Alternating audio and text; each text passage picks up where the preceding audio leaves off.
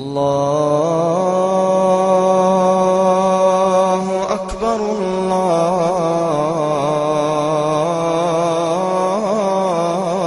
الله أكبر الله أكبر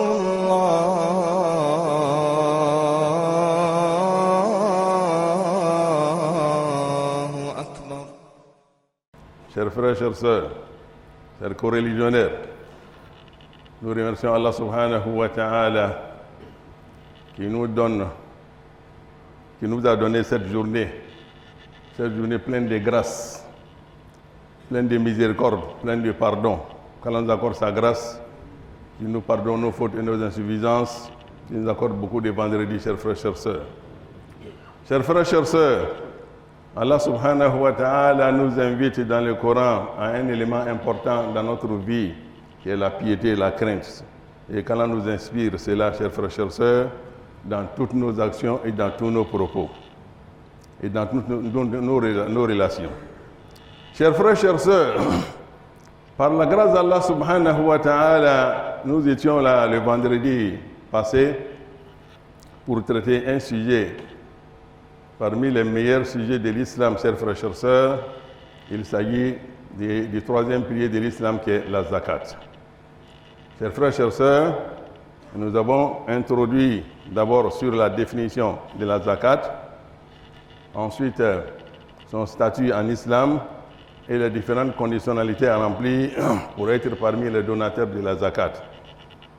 Aujourd'hui, par la grâce d'Allah subhanahu wa ta'ala, nous revenons encore sur le même sujet pour développer une autre partie concernant les biens soumis à la zakat et la manière de faire leur comptage, chers frères, chères sœurs. Comment il faut compter les biens soumis à la zakat. Quels sont d'abord les biens soumis à la zakat et comment il faut faire le compte, chers frères, chères sœurs, pour pouvoir être conforme à l'injonction d'Allah subhanahu wa ta'ala, aux recommandations d'Allah subhanahu wa ta'ala et de son prophète, chers frères, chères sœurs. Donc nous avons dit que pour être parmi les donateurs de la zakat, les conditionnalités à remplir, il fallait être propriétaire du bien. Deuxièmement, il faut que le bien soit productif, croissant. Donc, en parlant de cela, j'ai profité de parler des effets personnels que nous avons.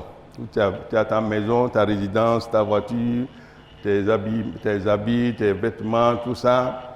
Tout ce que tu portes comme effet ne rentre pas dans le cadre de la zakat parce que ça ne produit pas de richesse, chers frères. Ça ne fait que même générer des dépenses. Donc ça ne compte pas dans la zakat. Et j'ai parlé des effets de nos épouses, des koyomso, les nouvelles mariées, chers frères, chères sœurs, parce que nous voyons traditionnellement que nos mamans prélèvent la zakat sur ces effets. Et ça, ce n'est pas bien. Ce n'est pas soumis à la zakat. Craignons Allah subhanahu wa ta'ala, sauf si après le mariage, elle-même fait des dons de façon volontaire à des vieilles pour demander leur bénédiction, alhamdulillah. Mais ces biens-là ne sont pas soumis à la zakat. Ne prélevez pas de zakat sur ces biens-là. Et ensuite, il fallait que ces biens-là également fassent 12 mois, sans être diminués. Ça ne fait que s'accroître, chers frères, chères sœurs, et il ne faut pas être endetté. Donc voilà les grandes conditionnalités à remplir. Aujourd'hui, nous allons parler, comme je l'ai dit, des biens soumis à la zakat, les biens dans lesquels on prélève directement la zakat. Il y a des biens on prélève indirectement, sur lesquels on prélève indirectement la zakat. D'abord, comment évaluer ces biens-là?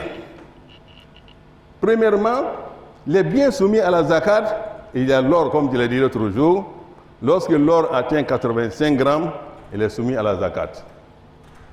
Et lorsque l'argent blanc atteint 595 grammes, il est soumis à la zakat.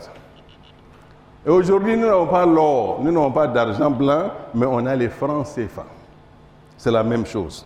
Donc, celui qui a les francs CFA et qui a pu économiser jusqu'à 476 000 francs CFA est soumis à la zakat. Bien sûr, avec les conditionnalités précitées. Voilà, que ce soit ta propriété, il faut être endetté, il faut que ça fasse 12 mois, tout ça. Donc, il faut revenir sur tout ça. Voilà, ce n'est pas la somme qu'il faut regarder, le montant, mais il faut revenir sur toutes les conditionnalités d'abord. Donc ça, c'est pour l'argent, chers frères, chères sœurs. Et ensuite, en parlant d'argent, nous avons maintenant les marchandises. Tout ce que nous vendons est soumis à la zakat, bien sûr en fonction des conditionnalités précitées.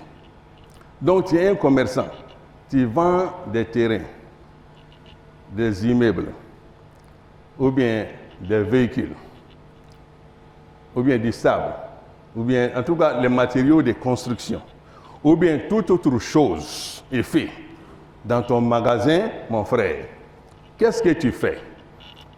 Tu fais l'inventaire de ces marchandises. Si après avoir fait l'inventaire, tu trouves que la marchandise qui est dans ton magasin équivaut à la somme que j'ai indiquée tout à l'heure, 476 000. Si ça vaut, tu es soumis à la zakat.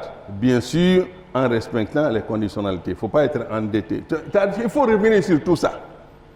Là, tu prélèves la zakat. Mais les marchandises qui sont dans ton magasin ne valent que 300 000. Mon frère, tu n'es pas soumis à toi, tu es un petit commerçant. Hein? L'islam ne va pas te prendre quelque chose. Donc, ça veut dire que c'est une question de richesse, chers frères et sœurs. Donc, il faut faire l'inventaire de tout cela. Et si ça vaut la somme indiquée tout à l'heure, là, tu es soumis à la zakat. Donc, pour les autres détails, venez voir les imams. Venez nous consulter. Les sachants sont là. La fondation de zakat est là. Vous êtes homme d'affaires, vous êtes commerçant, vous êtes agriculteur. Venez consulter les imams comme vous nous consultez dans le domaine de la prière, des jeûnes, des autres actes d'adoration là. Venez aussi nous demander, mais je ne te demande pas de venir dire, ah imam, voilà, j'ai tel montant dans mon compte, si j'ai soumis à la zakat, non. Mais viens seulement demander à l'imam, qu'est-ce que l'islam dit concernant l'argent soumis à la zakat? Quelle est la quotité et quelles sont les conditionnalités à remplir? Moi, je suis dans tel secteur. Comment doit-il fonctionner pour être donateur de la zakat? C'est tout. On va te renseigner. Maintenant, si toi-même, après les renseignements, tu trouves que tu es concerné, alhamdulillah, tu t'acquittes de ta zakat. C'est tout. Ne le faisant pas, mon frère, tu seras surpris les jours du jugement dernier parce qu'il y a la part des pauvres dans ton argent que tu devais donner parce que la zakat, ça, c'est un devoir. Je l'ai dit l'autre jour, c'est un pilier de l'islam. Donc, celui qui refuse d'abord que ce n'est pas vrai, je l'ai dit l'autre jour, est considéré comme un infidèle. S'il meurt dans ça, on ne prie pas sur son corps. Comme s'il avait refusé de prier ou bien de jeûner. C'est important. Mais s'il dit, je reconnais, mais par avarisme, il refuse de donner. Si tu meurs là, les grands imams confient ton corps à ses adjoints et puis au miésin. Alors lui, il ne vient pas parce que tu es un pervers notoire et tu t'exposes à la sanction divine. Voilà ce que l'islam dit en la matière. Donc faisons un effort d'être renseignés suffisamment, chers frères et sœurs. Et les prêts également. Tu as fait des prêts qui atteignent également la somme indiquée, ou bien plus même, chers frères et sœurs. Donc, le moment de la zakat là, en prélevant la zakat, tu te rassures. Est-ce que les prêts que j'ai donnés là, les créanciers là, sont-ils capables de recouvrer? S'ils peuvent là, il faut comptabiliser tout ça dans ta zakat. Je ne dis pas d'aller prendre l'argent, mais la liquidité qui est avec toi là, il faut compter tout ça. Mais si les créanciers ne sont pas capables de payer, de rembourser, il ne faut pas comptabiliser ça dans ta zakat. Voilà la question des prêts, chers frères, chers sœurs. Et les bétails, j'ai lu tout le jour. Pour les éleveurs, là, ceux qui ont des moutons dans leur bergerie, il faut avoir 40 moutons pour être soumis à la zakat. Et on prend directement la zakat, un seul mouton. Celui qui a des bœufs, il faut avoir 30 têtes de bœufs, chers frères, chers sœurs. Et on prélève la zakat directement des bœufs, un seul. Les chameaux, il faut avoir 5 chameaux pour être soumis à la zakat. Vous voyez? Donc voilà ce que l'islam dit. Les agriculteurs, après avoir récolté, qu'est-ce que tu fais? Tu pèses le produit récolté. Si ça vaut 653 kg, tu es soumis à la zakat. Mais tu as planté ton maïs ou bien ton riz, tout ça, et puis après la récolte là, tu as pesé, ça fait 100 kilos, ou bien 200 kilos. Mon frère, l'islam dit, va manger ça avec madame. Ça ne vaut pas. Toi-même, tu as une nécessité. Hein? On doit te venir en aide même. Oui. Donc il faut avoir 653, le riz, le maïs, tous ces céréales-là. Après les avoir récoltés, d'abord il faut, comme je l'ai dit, les décortiquer. Après tout cela maintenant, il faut peser. Si ça vaut 653 kilos, tu es soumis à la zakat. Mais qu'est-ce qu'on voit? Il a coupé son maïs, il vient placer 1, 2, 3, 4, 5, 10e là. Ça, mon frère, ça c'est sadaka, c'est pas zakat. Voilà, on appelle ça sadaka. Voilà, on fait ça de façon traditionnelle, on voit ça. C'est sadaka qui a donné, c'est pas zakat. Hein? Voilà, il faut que le tout, comme je l'ai dit, vale 653 kilogrammes, chers frères, chers sœurs. Donc voilà un peu des détails en la matière. Comme je l'ai dit, on ne peut pas tout dire dans le sermon. Mais nous, on vous oriente et on vous éclaire. On vient éclairer vos lanternes. Maintenant, si tu sais que tu es concerné, venez nous voir. Inch'Allah, on aura suffisamment de réponses à te donner pour te situer, chers frères et sœurs, dans ton contexte. Donc, quand on a la bonne compréhension, il faut que nous puissions comprendre cela et mettre cela en pratique et donner aux nécessités et aux pauvres l'air dû. C'est ça, chers frères et sœurs. Si tu ne donnes pas ici, là, tu vas payer ça à l'au-delà. Or, l'au-delà, là, c'est cash. Et puis, c'est grave, hein?